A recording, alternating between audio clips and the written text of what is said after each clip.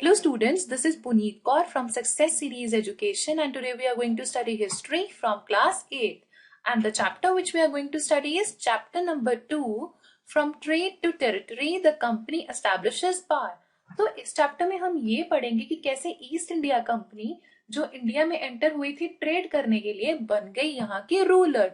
This means कि eventually इसने establish कर ली power over whole of our nation.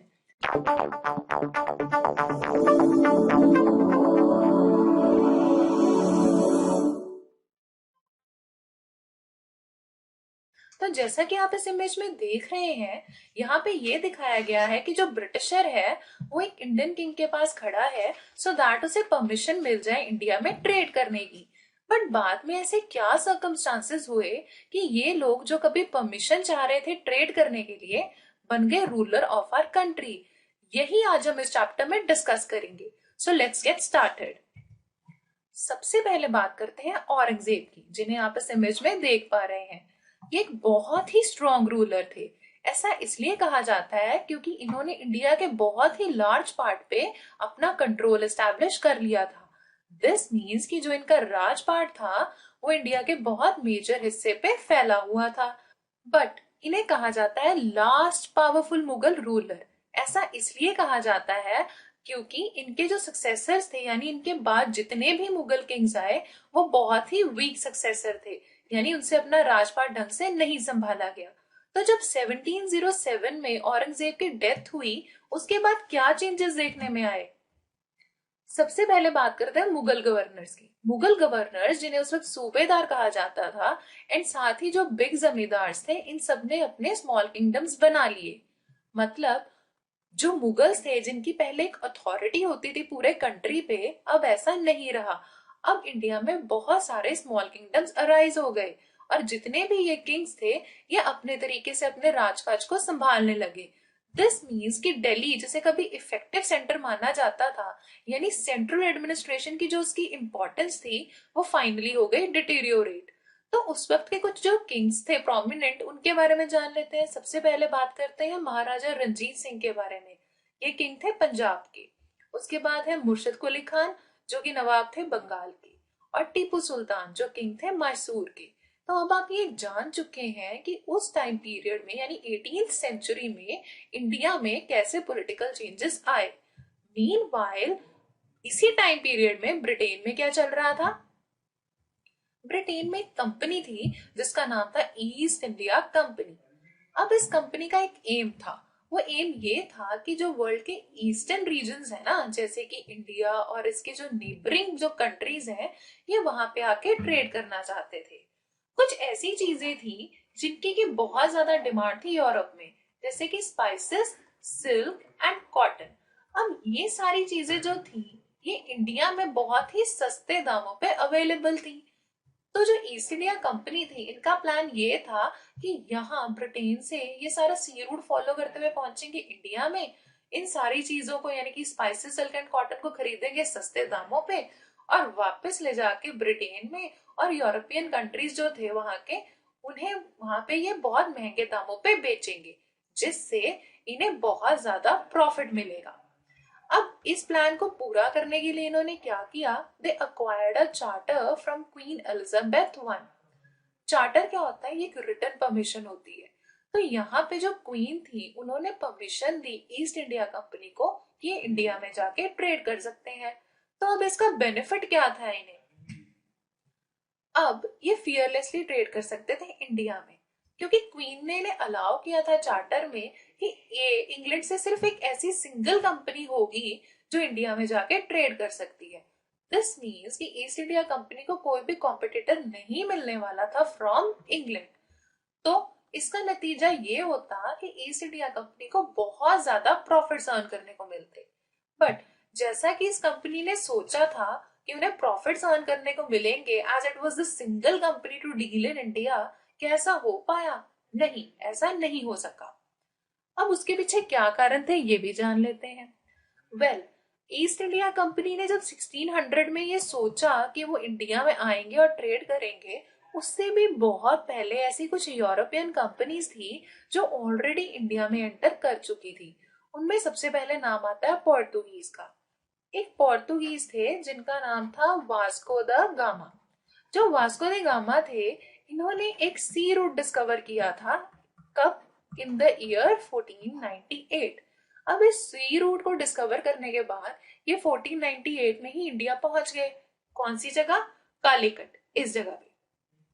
इन्हीं को फॉलो करते हुए डच पहुंचे पुलिकट में इन द ईयर 1595। एंड बाद में कुछ और यूरोपियंस भी आए, जैसे कि फ्रेंच।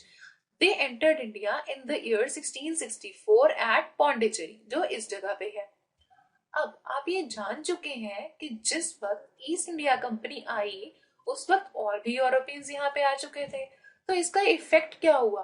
वेल, जब इंडियन ट्रेडर्स को पता चला कि ऐसी यूरोपियन कंपनीज हैं जो कुछ पर्टिकुलर चीजों में ही डील करना चाह रही है, जैसे कि इंडिगो, स्पाइसेस, सिल्क, तो इन्होंने इन सारी चीजों के जो प्राइजेस थे उन्हें बहुत ज्यादा बढ़ा दिया। ऐसा क्यों हुआ? क्योंकि अब जब डिमांड बहुत ज्यादा थी तो ऐसे टाइम पे उन चीजों के प्राइजेस बढ़ ही जाते हैं। तो जब बहुत ज्यादा हाई प्राइजेस पे हो गई चीजें, तो उन्हें बेचने के बाद इन कंपनीज को जो प्रॉफिट्स हुए वो थे बहुत ही ज्यादा लो। तो अब जब इतनी सारी कंपनीज एक जगह आ गई और इन्हें प्रॉफिट्स भी होने लग गए लो, तो अपने आप को सेफ गार्ड करने के लिए इन्होंने क्या किया, आइए जानते हैं। Well, in order to safeguard themselves, ये जितनी भी यूरोपियन कंपनीज थी ना, ये सब ट्रेड वॉर में एंटर हो गई। ट्रेड वॉर से हमारे यहाँ क्या मतलब है? देखिए, ईस्ट इंडिया कंपनी और जो उसकी राइवल कंपनीज थी, इन्होंने एक तरह से युद्ध करना शुरू कर दिया एक दूसरे के खिलाफ। उसमें ये क्या करते थे, एक दूसरे की शिप्स को सिंक कर देते थे। इस इमेज में देखिए, आपको यही दिखाने की कोशिश की गई है कि जो यूरोपियन कंपनीज है उनके बीच में युद्ध चल रहा है और वो राइवल कंपनी की शिप को यहाँ पे सिंक कर रहे हैं। तो सिमिलरली जो यूरोपियन कंपनीज थी, इन्होंने ना सिर्फ शिप सिंक किए, एक काम और किया कि इन्होंने सी रूट्स में ब्लॉक करने शुरू कर दिए। ऐसा ये इसलिए करते थे कि जो राइवल कंपनीज हैं, ना तो वो इंडिया में इजीली एंटर कर पाए, ना ही यहाँ से सामान खरीद के वापस जा पाए। थर्ड स्टेप जो इन्होंने लिया वो था फोर्टिफिकेशन का। ये अपने ट्रेडिंग पोस्ट पे बड़े बड़े वॉल्स बनाने लग गए और साथ ही इन्होंने अपनी सेपरेट आर्मी भी रखना शुरू कर दिया। अब ऐसा क्यों हुआ? देखिए, जब आप ये बात जान चुके हैं कि ईस्ट इंडिया कंपनी राइवलरी में एंटर हो गई थी, यानी कि वो वॉर करने लग गई थी और अपनी जो राइवल कंपनीज थी, बाकी की यूरोपियन कंपनीज, उनको नुकसान पहुंचाने लग गई थी, तो इन रिटर्न ये लोग भी तो इनको नुकसान पहुंचाते। तो अपने आप को प्रोटेक्ट करने के लिए इन्हें ये बड़े बड़े वॉल्स यानी फोर्टिफिकेशन भी करना पड़ा और आर्मी भी रखनी पड़ी। तो इसका नुकसान क्या हुआ? इंडियन किंग्स, जिन्होंने कभी इन्हें परमिशन दी थी ट्रेड करने के लिए, ये भी फाइनली ईस्ट इंडिया कंपनी और बाकी की यूरोपियन कंपनीज के हो गए अगेंस्ट। अब ऐसा क्यों हुआ? सपोज कीजिए आप एक इंडियन किंग है और कोई कंपनी आपके पास आती है और आपसे परमिशन मांगती है कि वो आपके लैंड पे करना चाहती है ट्रेड। बट बाद में आप क्या नोटिस करते हैं कि ट्रेड के नाम पे ये कंपनीज यहाँ पे एक तो राइवलरी कर रही हैं, तोड़ फोड़ कर रही हैं, शिप्स डुबो रही हैं, और आप ही के लैंड पे फोर्टिफिकेशन करके इन्होंने अपनी एक सेपरेट आर्मी भी रख ली है। तो क्या आप ये पसंद करेंगे? नहीं ना। तो same was the case with Indian Kings. तो अब हुआ क्या?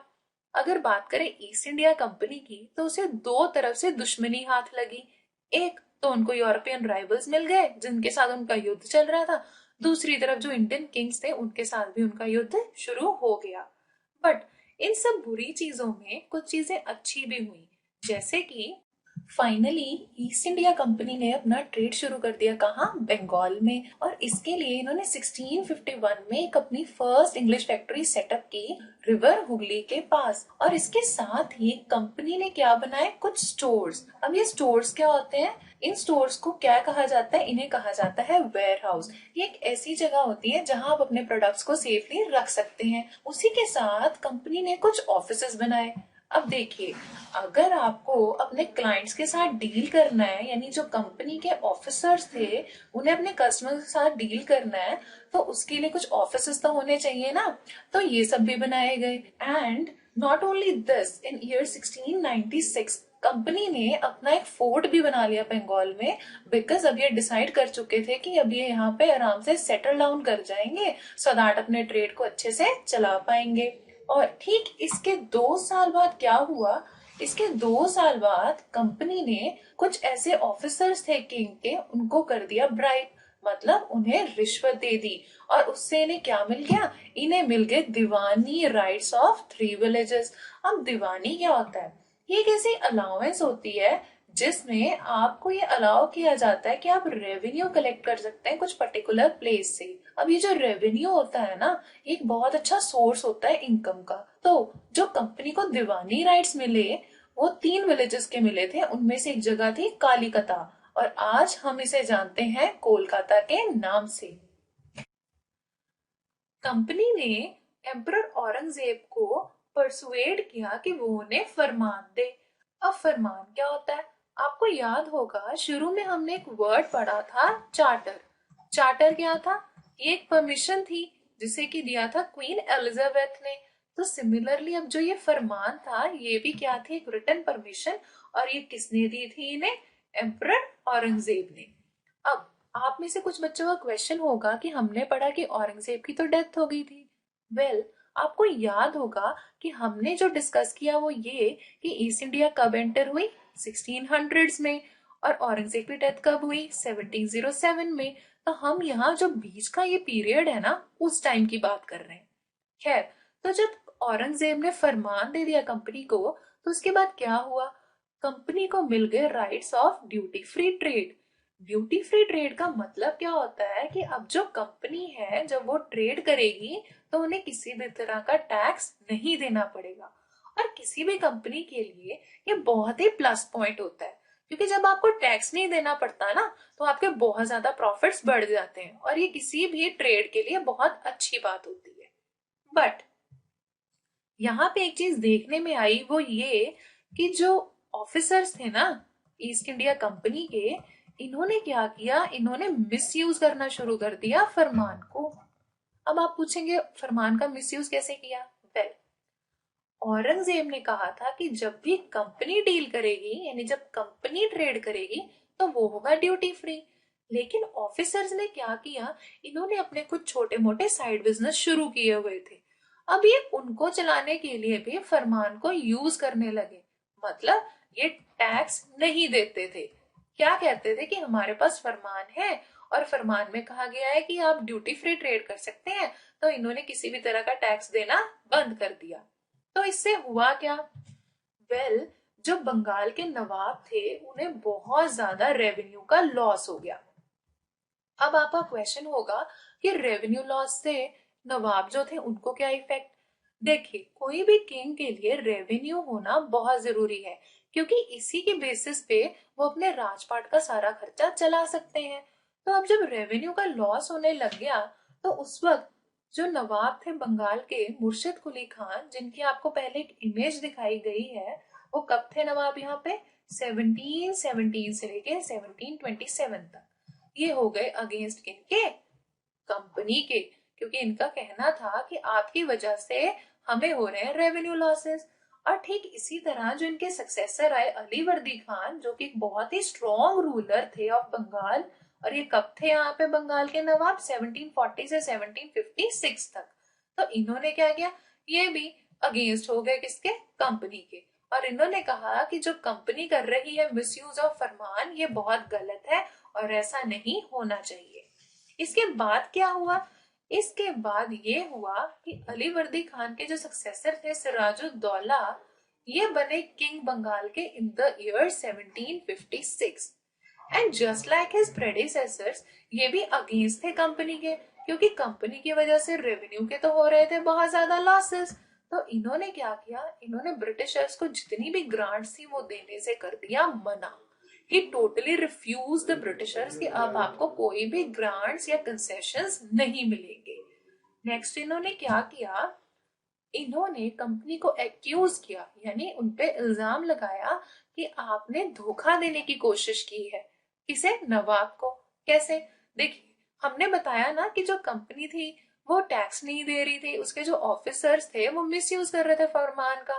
तो जो नवाब थे उन्हें एक तरह से धोखा लगा, क्योंकि इससे हो रहे थे रेवेन्यू के लॉसेस। नेक्स्ट चीज उन्होंने ये कही कि आपने नवाब को ह्यूमिलिएट करने की कोशिश की है, यानी बेइज्जत करने की कोशिश की है। कैसे? एक्चुअली कंपनी ने कुछ डिसरिस्पेक्टफुल लेटर्स लिखे थे against Nawab at his officers, जिसमें उन्होंने ये कहा था कि वो आपको कोई टैक्स भी नहीं देंगे एंड उन्होंने फोर्टिफिकेशन से भी रोकने से मना कर दिया था। तो ये एक तरह से नवाब को अपनी बेइज्जती महसूस हुई। इन सब चीजों की वजह से कंपनी और नवाब के बीच में दुश्मनी बढ़ गई। नवाब ने क्या किया, इस चीजों का बदला लेने के लिए उन्होंने डिसाइड किया कि वो कंपनी को कंट्रोल करेंगे, यानी उनकी जो एक्टिविटीज है ना कंपनी की, उसको लेके थोड़े स्ट्रिक्ट हो जाएंगे। तो उसके लिए उन्होंने एक जो डिसीजन लिया वो ये था कि सबसे पहले नवाब ने ऑर्डर किया कि कंपनी पे करेगी रेवेन्यू। दूसरा, कंपनी किसी भी तरह का फोर्टिफिकेशन नहीं करेगी। अब इतना ही नहीं, नवाब ने एक और स्टेप लिया कि कासिम बाजार में जो फैक्ट्री थी वहां पे जाके कर लिया अपना कब्जा और कंपनी के ऑफिसर्स को कर दिया कैद। एंड कैलकाटा का जो फोर्ट जिसके बारे में हमने पढ़ा था कि कंपनी ने बनाया था, उस पे भी जाके नवाब ने कब्जा कर लिया। इस टाइम कंपनी ने अपने कुछ जस्टिफिकेशंस दिए। कंपनी का कहना था कि जो नवाब है वो उनसे बहुत ही अनजस्ट डिमांड कर रहे हैं टैक्स की। दिस मीन्स कि उनसे बहुत ज्यादा टैक्स वसूलने की कोशिश की जा रही है, जो कि गलत था। And not only this, company ने ये भी कहा कि उन्हें फोर्टिफिकेशन करने दी जाए, क्योंकि उनकी कंपनी के लिए जरूरी था कि वो अपने आप को प्रोटेक्टेड रखें और अपने बिजनेस को बढ़ाएं। बट नवाब ने तो ये सब करने से मना कर दिया था और उल्टा उनकी फैक्ट्री पे भी कब्जा कर लिया था। तो उसकी वजह से क्या हुआ, आइए जानते हैं। रॉबर्ट क्लाइव, यानी कि आप इस पिक में देख रहे हैं, ये मद्रास में ऑफिसर थे ईस्ट इंडिया कंपनी के।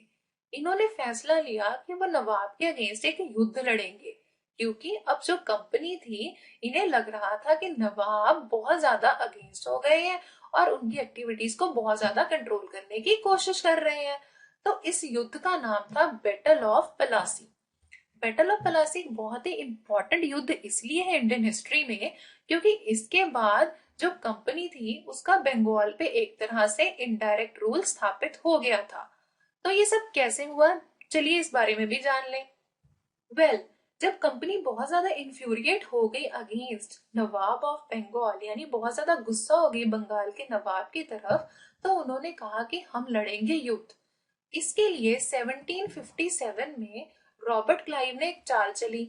मीर जाफर जो कि कमांडर थे नवाब की आर्मी में, उन्हें ये लालच दिया गया कि आपको बनाया जाएगा किंग ऑफ बंगाल।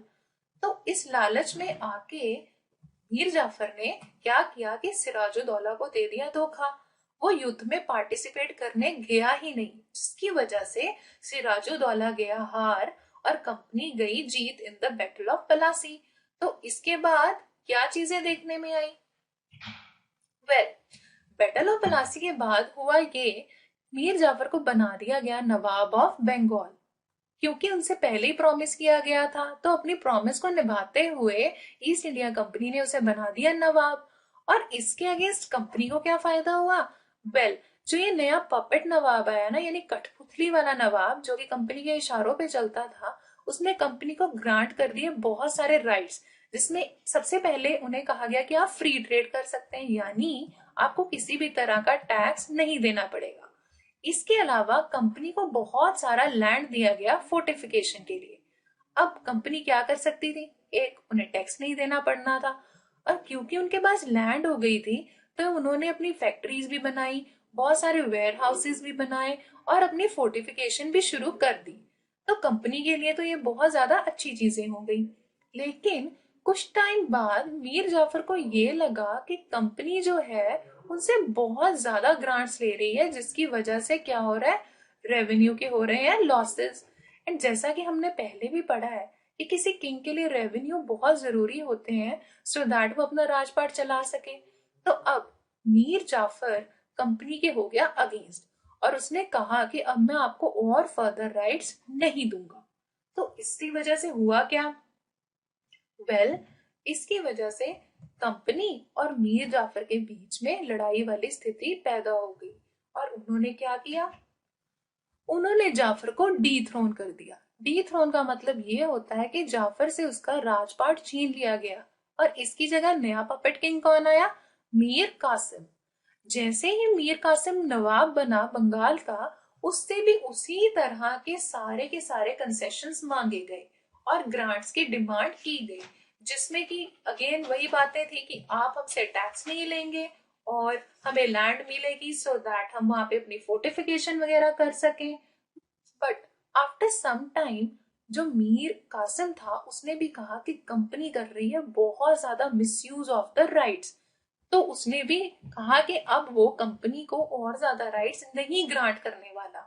उसने भी कंप्लेन करना शुरू कर दिया और इसका रिजल्ट क्या हुआ कि एक बैटल ऑफ बक्सर लड़ा गया। बक्सर एक प्लेस है जहां पे ये जो फेमस युद्ध था लड़ा गया इन द ईयर 1764। और ये युद्ध किन में हुआ, मीर कासिम और ब्रिटिशर्स के बीच में। फाइनली इसमें जीत किसकी हुई, ब्रिटिशर्स की।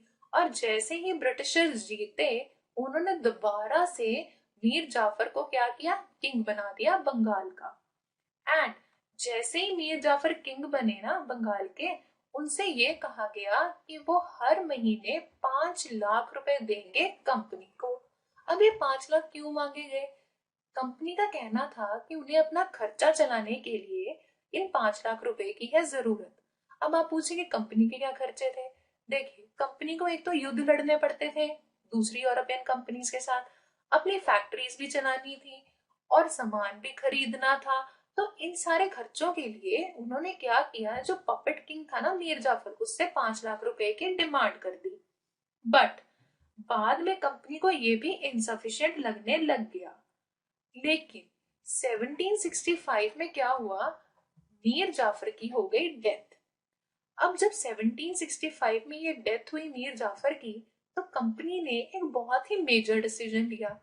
कंपनी का मानना था कि अब वो फेडअप हो चुकी है किससे, जितने भी पपेट किंग्स थे। तो अब वो नहीं चाहते थे कि कोई पपेट किंग हो। इसलिए कंपनी ने ये सोचा कि अब वो सारी चीजों को अपने ही हाथ में लेगी। तो इसके लिए उन्होंने क्या स्टेप लिया, 1765 में कंपनी ने दीवानी राइट्स अक्वायर किया बंगाल के। इस इमेज में आपको दिखाया गया है कि जो शाह आलम सेकंड है वो एक लीगल डॉक्यूमेंट हैंड ओवर कर रहे हैं रॉबर्ट क्लाइव को। और इस लीगल डॉक्यूमेंट में जो कंपनी थी उन्हें ये राइट दे दिया गया कि अब वो दीवान बन गए हैं बंगाल के। तो दीवान बनते ही कंपनी को क्या फायदा हुआ, वेल कंपनी को ये फायदा हो गया कि अब उन्हें मिलने लग गया बहुत सारा रेवेन्यू। एक्चुअली में क्या था कि पहले कंपनी को डिपेंडेंट होना पड़ता था किस पे, ब्रिटेन पे। अब वो ब्रिटेन पे क्यों डिपेंडेंट थे, एक्चुअली ब्रिटेन से आता था बहुत सारा पैसा जिससे कि वो यहाँ पे उनकी जरूरत की चीजें खरीदते थे, यानी वो प्रोडक्ट्स जिससे कि वो ट्रेड कर सके जाके यूरोपियन कंट्रीज में।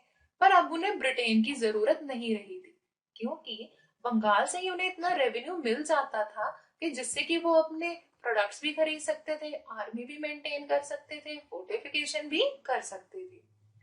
इसी दौरान एक चीज जो देखने में आई वो ये थी कि जितने भी ब्रिटिश ऑफिसर्स थे वो नवाबों वाली लाइफ जीने लग गए। जैसे कि अगर हम रॉबर्ट क्लाइव की बात करें, जो रॉबर्ट क्लाइव थे ये गवर्नर ऑफ बंगाल बन गए थे इन 1764। इनके पास इतनी ज्यादा प्रॉपर्टी और पैसा इकट्ठा हो गया कि इन द ईयर 1772 ब्रिटिश पार्लियामेंट में इनके ऊपर एक केस चलाया गया, क्योंकि जो ब्रिटिश पार्लियामेंट थी ये बहुत सस्पिशियस हो गई थी कि आखिर क्लाइव के पास इतना पैसा कैसे आया। बट बाद में फाइनली इन्हें इक्विटल मिल गया था इस केस में से। लेकिन 1774 में रॉबर्ट क्लाइव ने सुसाइड कर लिया और ये इनकी डेथ हो गई। अब इस दौरान कंपनी ने एक बहुत ही मेजर डिसीजन लिया। कंपनी ने क्या सोचा कि अब वो अपना रूल एक्सपैंड करेंगे, यानी सिर्फ बंगाल ही नहीं बल्कि इंडिया की जो बाकी की टेरिटरीज हैं वहां पे भी वो अपनी एक्सपेंशन करने के बारे में सोचने लग गए। लेकिन एक्सपेंशन करने के लिए उन्होंने कभी भी युद्ध नहीं लड़ा, क्योंकि अभी तक उनका डायरेक्ट एक्सपेंशन करके डायरेक्ट रूल करने का ऐसा कोई इंटरेस्ट नहीं था। तो उन्होंने क्या किया, उन्होंने बहुत सारे पॉलिटिकल और इकोनॉमिक मेथड्स अपनाए ताकि वो अपना इन्फ्लुएंस यानी कि प्रभाव बढ़ा सके इंडियन टेरिटरीज में। उनमें से एक तरीका था कि उन्होंने रेजिडेंट्स अपॉइंट किए। अब यहाँ पे क्वेश्चन अराइज होता है कि आखिर ये रेजिडेंट्स कौन थे। वेल, रेजिडेंट्स ऐसे पॉलिटिकल एजेंट्स होते थे इनके ईस्ट इंडिया कंपनी के। इनका काम क्या होता था, ये जितने भी इंडियन किंग्स थे उनके पर्सनल जो मैटर्स होते थे उनमें करते थे इंटरफेयर। और इनकी कोशिश ये होती थी कि ऐसी पॉलिसीज बनवाई जाए इंडियन किंग से सो दैट कंपनी को हो सके बहुत ज्यादा बेनिफिट। तो इसी तरह के इंटरफेरेंस में से एक चीज जो निकल के आई वो थी सब्सिडरी अलायंस। अब सब्सिडरी अलायंस था क्या, ये एक ऐसा कंसेप्ट था जिसे कौन लेके आए थे, लॉर्ड वेल्जली। अब आप पूछेंगे कि ये लॉर्ड वेल्जली कौन थे। लॉर्ड वेल्जली गवर्नर जनरल थे बंगाल के फ्रॉम 1798 टिल 1805। ये जो लॉर्ड वेल्जली थे इन्होंने एक तरीका अपनाया जिसे कहा जाता है सब्सिडरी अलायंस। ये एक ऐसा मेथड था जिसमें इंडियन रूलर्स को ये अलाउ नहीं होता था कि वो अपनी आर्मी रखें। उन्हें फोर्स किया जाता था कि वो कंपनी की ही आर्मी को रखेंगे अपनी प्रोटेक्शन के लिए। और ये कहा जाता था कि उन्हें जो कंपनी की आर्मी है उसे देनी पड़ेगी बहुत ज्यादा सैलरी। अब ये जो सैलरी होती थी ये इतना ह्यूज अमाउंट होता था कि ज्यादातर इंडियन किंग्स इसे पे ही नहीं कर पाते थे। तो अंग्रेजों ने एक तरीका ये निकाला कि अगर आप हमारी सैलरी नहीं देंगे, हमारे पेमेंट्स नहीं करेंगे तो आप पे पड़ेगी पेनल्टी। अब ये पेनल्टी का क्या मतलब होता है, ये होता है फाइन। तो इस फाइन में क्या किया जाता था कि जो इंडियन किंग होता था उसके राज्य में से कुछ टेरिटरी उससे छीन ली जाती थी बिकॉज वो पेमेंट्स नहीं कर पाता था। इसी बेसिस पे 1801 में अवध के राजा से बहुत सारी जो टेरिटरी थी वो छीन ली गई। And on similar grounds Hyderabad के जो रूलर थे उनसे भी अंग्रेजों ने क्या किया, उनकी बहुत सी टेरिटरी छीन ली बिकॉज वो कंपनी की आर्मी को पेमेंट नहीं कर पाए थे। तो अब आप ये समझ चुके हैं कि ईस्ट इंडिया कंपनी जो थी उन्होंने एक बहुत अच्छी तरह से एक ग्रिप एस्टैब्लिश कर ली थी इंडिया के बहुत सारे पार्ट पे। बट द क्वेश्चन अराइज कि सदर्न पार्ट ऑफ इंडिया पे उनकी ग्रिप बन पाई थी और वहां पे चल क्या रहा था। तो आइए जान लेते हैं सदर्न पार्ट के बारे में, स्पेशली मैसूर के बारे में। मैसूर में एक बहुत ही इंपॉर्टेंट किंग हुए जिनका नाम था हैदर अली। इनके बेटे थे टीपू सुल्तान। टीपू सुल्तान को कहा जाता है टाइगर ऑफ मैसूर। अब उन्हें टाइगर ऑफ मैसूर जो कहा जाता है इसके पीछे एक शॉर्ट स्टोरी है। ऐसा माना जाता है कि एक बार टीपू सुल्तान ने एक टाइगर के साथ लड़ाई लड़ी थी, वो भी बिना हथियार के, जिसमें टीपू को मिली थी जीत। इसलिए उन्हें कहा जाने लग गया टाइगर ऑफ मैसूर। तब टीपू सुल्तान जब किंग बने इन ईयर 1782 तो इन्होंने बहुत सारे ऐसे डिसीजंस लिए जो अंग्रेजों के अगेंस्ट थे। जैसे कि 1785 में इन्होंने मालाबार कोस्ट का जितना भी ट्रेड था वो सारा अपने अंडर कर लिया। इन्होंने क्या कहा कि जितनी भी एक्सपोर्ट होती थी वहां से of sandalwood, paper and cardamom, इसे पूरी तरह से इन्होंने स्टॉप कर दिया और सब कुछ अपने अंडर ले लिया। मतलब मालाबार कोस्ट से अब जितनी भी इंपोर्ट एक्सपोर्ट होगी वो इंडियन किंग टीपू सुल्तान की मर्जी के हिसाब से ही होगी, अदरवाइज नहीं होगी। एंड नेक्स्ट स्टेप इन्होंने ये लिया कि जितने भी लोकल मर्चेंट्स थे मैसूर के उन्हें ये कह दिया कि आप ब्रिटिशर्स के साथ किसी भी तरह की डील नहीं करेंगे। इतना ही नहीं, इन्होंने कोशिश ये की कि ज्यादातर जो डील्स थी ये फ्रेंच लोगों के साथ करते थे और कुछ फ्रेंच को इन्होंने अपनी आर्मी में भी एम्प्लॉय किया सो दैट जो मॉडर्न टेक्निक्स थे युद्ध के वो टीपू की आर्मी को भी आते हो। अब जब टीपू सुल्तान ने ये सारे स्टेप्स लिए तो उससे सबसे ज्यादा दिक्कत किन्हें हुई, ईस्ट इंडिया कंपनी को। ईस्ट इंडिया कंपनी जो थी ये भी चाहती थी कि इन्हें मालाबार कोस्ट से इंपोर्ट एक्सपोर्ट करने दिया जाए ऑफ दो वेरी फेमस गुड्स जैसे कि सैंडलवुड, स्पाइसेस, पेपर एटसेट्रा। तो क्योंकि टीपू सुल्तान तो ये सब ईस्ट इंडिया कंपनी को करने नहीं दे रहे थे इसकी वजह से ईस्ट इंडिया कंपनी ने सोचा कि क्यों ना हम कुछ ऐसा करें जिससे कि टीपू सुल्तान को वो सबड्यू कर दे और खुद वहां पे जाके सारी चीजों को हैंडल करने लग जाए। तो इन्होंने क्या किया? To suppress the power of Mysore 4 युद्ध लड़े गए जिनको कि हम क्या कहते हैं? Anglo Mysore war. अब ये 1767 से लेके 1799 के पीरियड में लड़े गए और ब्रिटिशर्स ने ये युद्ध किनके अगेंस्ट लड़े? एक जो हैदर अली खान थे और दूसरे जो उनके बेटे थे टीपू सुल्तान। तो अब इन युद्धों का नतीजा क्या हुआ? नतीजा ये हुआ कि 1799 में टीपू सुल्तान की हो गई डेथ इन श्रीरंगपट्टनम। तो जब एंग्लो मैसूर वॉर में इनकी डेथ हो गई टीपू सुल्तान की, तो उसके बाद क्या किया गया? वोडियार्स को बनाया गया नया किंग ऑफ मैसूर और इनके साथ भी कंडीशन लगाई गई सब्सिडरी अलायंस की। तो यानी इन पर भी एक तरह से ये प्रेशर था कि अगर ये पेमेंट्स नहीं कर पाए तो क्या होगा? इनसे भी इनका राजपाट छीन लिया जाएगा। तो अब जब ब्रिटिशर्स ने अपना एस्टैब्लिश कर लिया कंट्रोल मैसूर पे, तो उसके बाद इन्हें फायदा क्या हो गया था कि जहां मालाबार कोस्ट पे पहले पुराने किंग यानी टीपू सुल्तान का अपना एक कंट्रोल था, अब ऐसा नहीं रहा। दिस मीन्स कि अब इन्हें फायदा ही फायदा होने वाला था, क्योंकि अब ये इजीली इंपोर्ट एक्सपोर्ट भी कर सकते थे और इन पपेट किंग वोडियार्स को भी इनका साथ देना पड़ता। बट बाद में इन्हें एक और प्रॉब्लम आई। वो प्रॉब्लम थे मराठास, जिनके साथ इन्हें बहुत सारे वॉर्स भी लड़ने पड़े। अब ये मराठास कौन थे? ये एक ऐसी डायनेस्टी थी जो डिफरेंट स्टेट्स में डिवाइड हो रखी थी। तो इनमें सबसे पहले नाम किनका आता है? सिंधियाज। और इनके बाद आता है नाम गायकवाड्स एंड होलकर्स।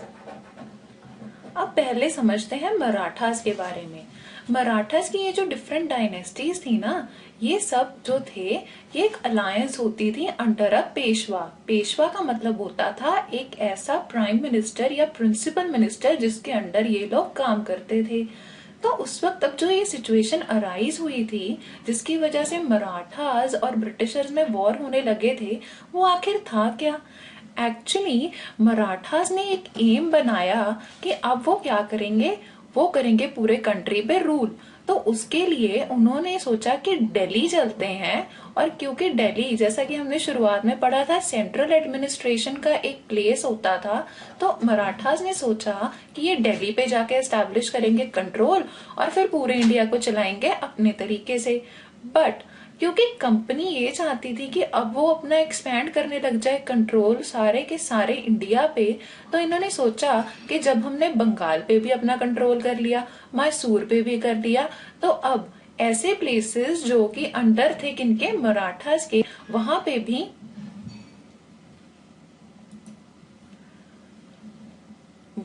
भी ये अपना कंट्रोल करेंगे एस्टैब्लिश, सो दैट वहां से भी ये अपने ट्रेड को बढ़ा सकें। तो मराठास को सबड्यू करने के लिए बहुत सारे वॉर्स लड़े गए बिटवीन कंपनी एंड मराठास। तो उन वॉर्स को हम क्या कहते हैं? उन्हें कहा जाता है एंग्लो मराठा वॉर। तो जो सेकेंड एंग्लो मराठा वॉर थी, जो कि फाइट की गई थी 1803 से 1805 में, तो उसमें क्या हुआ? उसमें हुआ ये कि जो ब्रिटिशर्स थे इन्हें उड़ीसा और यमुना के पास की कुछ टेरिटरीज, जिनमें कि आगरा भी आता था, वो इन्हें हासिल हो गया। यानी मराठास जो थे उन्हें अपने ये एरियाज गंवाने पड़े ब्रिटिशर्स के हाथों। तो अब नेक्स्ट क्या हुआ? नेक्स्ट ये हुआ कि ब्रिटिशर्स और मराठास के बीच में बहुत ज्यादा इंटेंसिफाई हो गई सिचुएशन, यानी अब इनके बीच में हालात और भी ज्यादा बिगड़ने लगे। तो उसके बाद एक और वॉर हुई जिसे कहा जाता है थर्ड एंग्लो मराठा वॉर, और ये वॉर लड़ी गई थी पानीपत में। इस वॉर के बाद ब्रिटिशर्स जो थे वो फाइनली जीत गए एंड मराठास की जो पावर थी उसे टोटली क्रश कर दिया गया। यानी इसके बाद ये हुआ कि जो ब्रिटिशर्स थे इनका south of the Vindhyas territory के ऊपर भी अपना कंट्रोल हो गया एस्टैब्लिश। इससे इन्हें ये फायदा हुआ कि अब जो एरियाज मराठास के अंडर हुआ करते थे वो भी इनके कंट्रोल में आ गए और ये अपना ट्रेड वहां से भी चलाने लगे। अब इन सब चीजों के बाद ब्रिटिशर्स ने सोचा कि क्यों ना हम अपना टेरिटोरियल एक्सपेंशन और बढ़ाएं, और इतना ही नहीं, इन्होंने डिसाइड किया कि अब ब्रिटिशर्स को हम एक सुप्रीम पावर बनाएंगे, यानी अपनी एक सुप्रीमेसी एस्टैब्लिश करेंगे over whole of the India. Britishers ने सोचा कि अब हम अपने आप को एक पैरामाउंट पावर की तरह एस्टैब्लिश करेंगे। पैरामाउंट का मतलब होता है कि अब वो अपने आप को एक सुप्रीम पावर की तरह एस्टैब्लिश करना चाहते थे। तो लॉर्ड हेस्टिंग्स, जो कि गवर्नर जनरल थे 1813 से लेके 1823 तक, इन्होंने इनिशिएट की एक पॉलिसी जिसमें इन्होंने ये डिसाइड किया कि अब फाइनली ब्रिटिशर्स को ही अपनी पैरामाउंटेसी जो है वो यहाँ पे स्थापित करनी पड़ेगी। यानी जैसे हमने स्टार्टिंग में पढ़ा था ना कि मुगल्स की अथॉरिटी होती थी, तो अब इन्होंने कहा कि अब हमारी ही अथॉरिटी होगी पूरे इंडिया पे। ब्रिटिशर्स जो थे, क्योंकि इनको ये डर था कि अगर इनकी पैरामाउंटेसी नहीं हुई तो इन्हें ट्रेड में बहुत ज्यादा नुकसान होगा, तो इन्होंने क्या किया, इन्होंने इंडिया के बहुत सारे पार्ट्स पे अपना राज्य स्थापित करने की कोशिश की। एक्चुअली में इन्हें ना सिर्फ इंडियन रूलर्स का डर था, दरअसल इन्हें ये भी डर था कि रशिया, जो कि एक बहुत स्ट्रॉन्ग पावर बनता जा रहा था, कि कहीं वो आके इंडिया पर भी अपना राज्य स्थापित ना कर ले। तो इसलिए ब्रिटिशर्स, जो अब तक की सिर्फ सदर्न और सेंट्रल पार्ट ऑफ इंडिया तक ही सीमित थे, इन्होंने सोचा कि अब हम नॉर्दर्न पार्ट ऑफ इंडिया पर भी अपना राज्य स्थापित करेंगे। तो इसके लिए इन्होंने क्या किया, इन्होंने अफगानिस्तान में भी 1842 में कुछ युद्ध लड़े, जिससे कि इनका वहां पे इनडायरेक्ट रूल हुआ स्थापित, और साथ ही साथ 1849 में इन्होंने पंजाब पर भी अपना रूल स्थापित कर लिया। ये सब कब हुआ, जब महाराजा रणजीत सिंह की हो गई डेथ।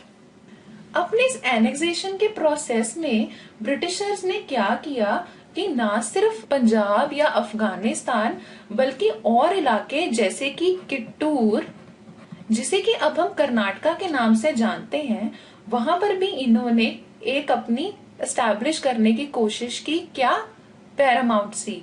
तो वहां पे इन्हें क्या देखने को मिला कि कर्नाटका यानी किट्टूर की जो क्वीन थी चिन्नम्मा, उन्होंने इनके खिलाफ एक एंटी रेजिस्टेंस मूवमेंट छेड़ दी, यानी उन्होंने ब्रिटिशर्स के खिलाफ युद्ध लड़ने शुरू कर दिए।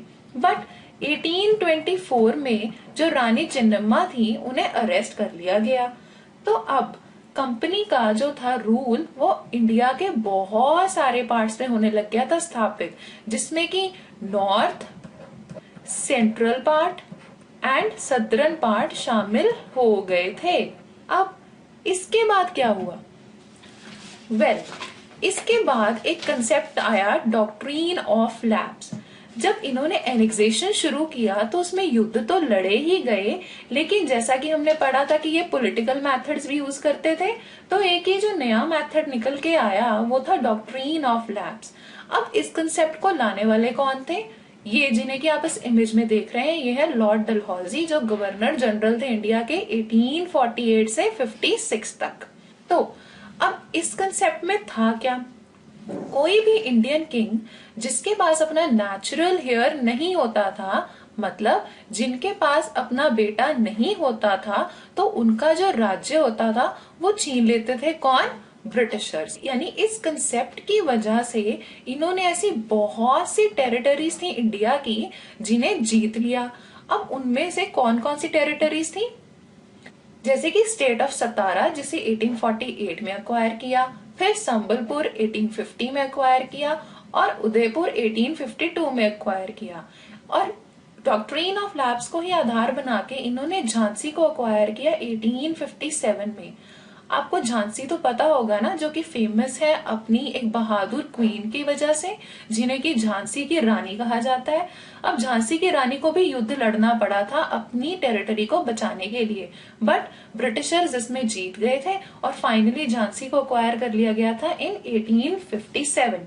तो अब यहाँ तक हमें ये समझ आ गया है कि जो अंग्रेज थे, इन्होंने देश के अलग अलग हिस्सों में बहुत एक्सपेंशन कर ली थी, यानी काफी अपना राज्य इन्होंने बढ़ा लिया था।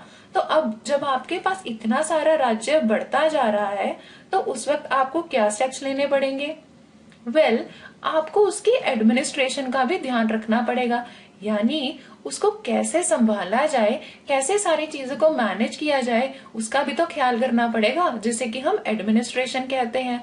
तो वॉरेन हेस्टिंग्स ने, जो कि हमारे क्या थे, governor general of Bengal in the year 1773 till 1785, इन्होंने कुछ ऐसे स्टेप्स लिए जिससे कि हम अपनी नई एडमिनिस्ट्रेशन चला सके या सेटअप कर सके। तो वो स्टेप्स क्या थे, आइए उनके बारे में भी जान लेते हैं। वो स्टेप्स ये थे कि जैसे सबसे पहले तो इन्होंने डिवाइड किया एडमिनिस्ट्रेशन को 3 प्रेसिडेंसीज में, यानी जो पूरा इंडिया था ना, जैसा कि आप इस मैप में देख रहे हैं, इसमें इन्होंने कुछ ऐसे पार्ट्स बना दिए जिन्हें कि हम कहते हैं प्रेसिडेंसी। तो अब इन प्रेसिडेंसीज में कौन कौन सी प्रेसिडेंसीज थी? सबसे पहले मैप में देखिए, यहाँ पे ये आपको दिखाई गई है बॉम्बे प्रेसिडेंसी। तो जितना पार्ट आपको ये डार्क कलर में नजर आ रहा है, ये सब आता था बॉम्बे प्रेसिडेंसी में। उसके अलावा नेक्स्ट यहाँ पे देखिए, यहाँ पे आपको मद्रास प्रेसिडेंसी दिखाई गई है। अगेन यहाँ पर भी जितना पार्ट आप डार्क देख रहे हैं, तो जितना हिस्सा ये इंडिया का कवर हो रहा है, ये थी मद्रास प्रेसिडेंसी।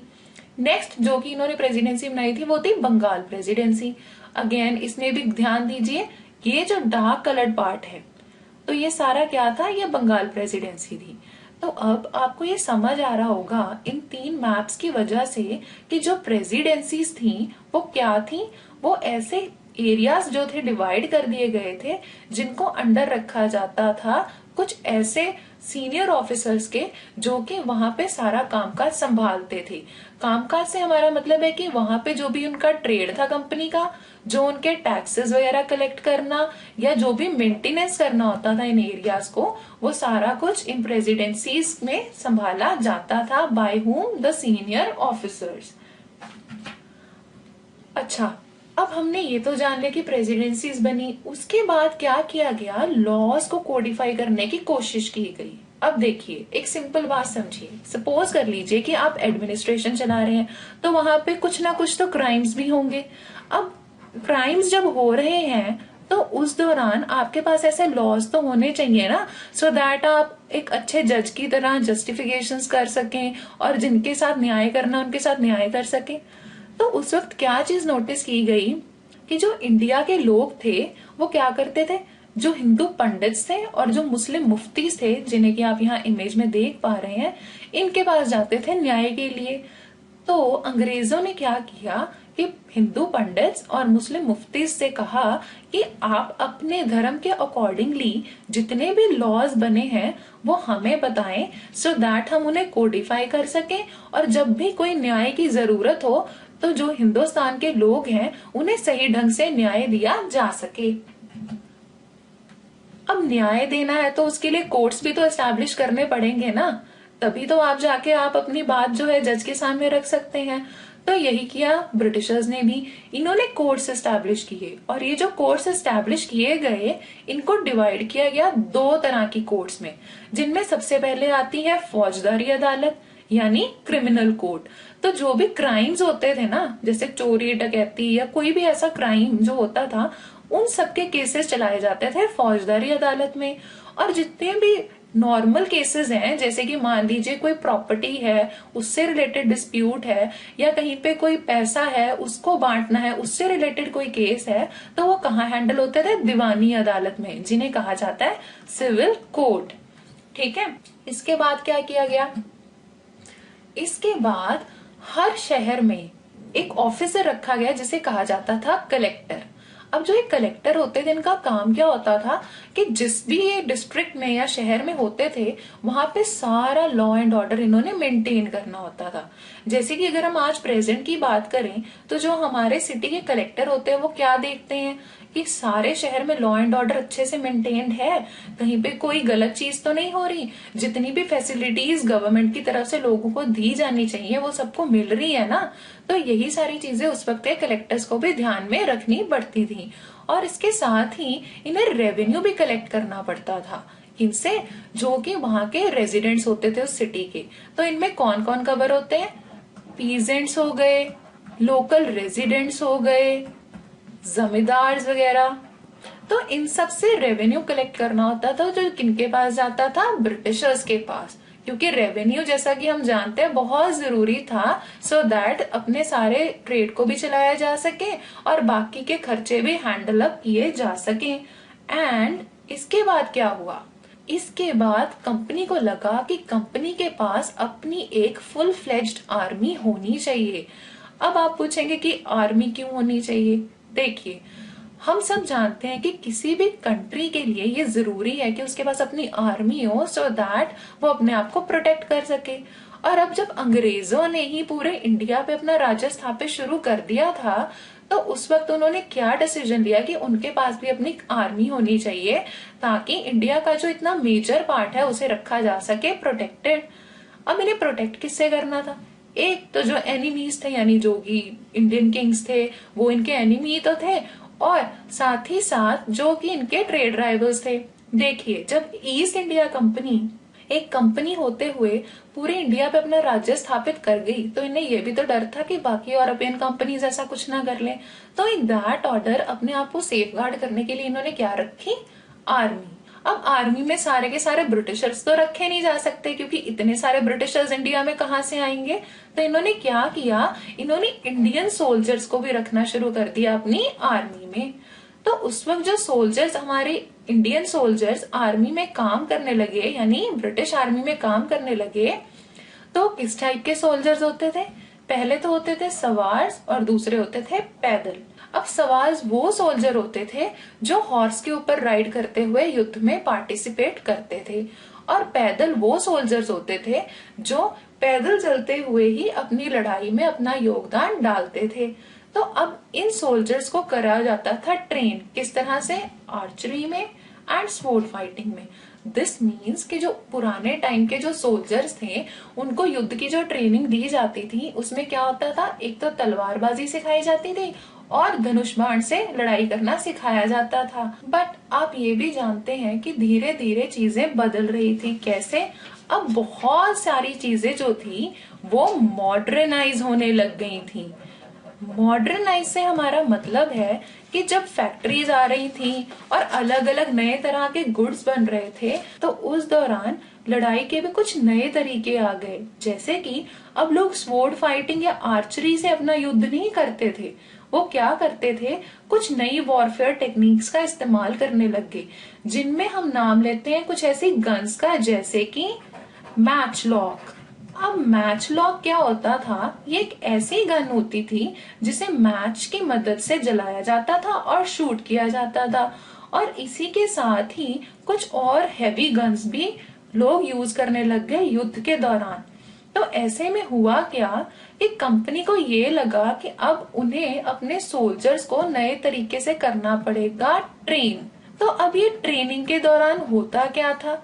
ट्रेनिंग के दौरान उनके ऊपर कुछ ऐसे डिसिप्लिनरी रूल्स जो थे वो लगाए जाते थे इंडियन सोल्जर्स पे, जो कभी कभार उनकी धार्मिक जो उनकी सोच थी ना, उसके अगेंस्ट हो जाता था। मतलब जो उनकी कम्युनिटी फीलिंग थी, जैसे कि अगर आप एक ऐसे इंसान हैं जो कोई पर्टिकुलर काम नहीं कर सकते क्योंकि वो आपके धर्म में अलाउड नहीं है, तो वो भी करना पड़ता था इंडियन सोल्जर्स को बिकॉज ऑफ ब्रिटिशर्स। क्योंकि वो क्या चाहते थे?